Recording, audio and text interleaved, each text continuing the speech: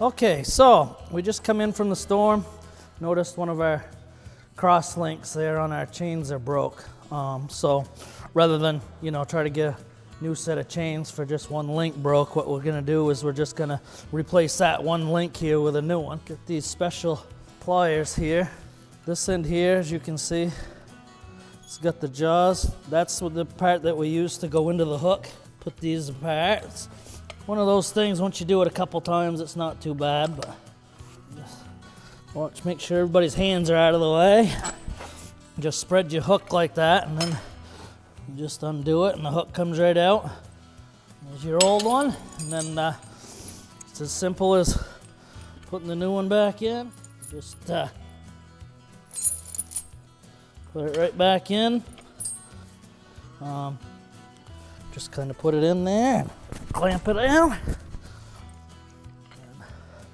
Do the same for this one. Yeah, good. And then, okay, and do same thing on the other side. Put your hook down.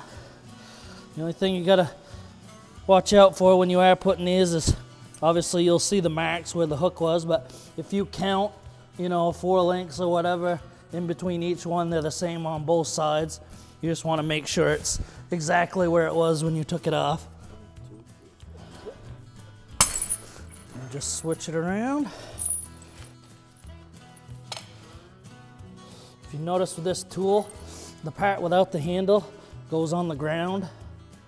So you use the soft grip to push down on.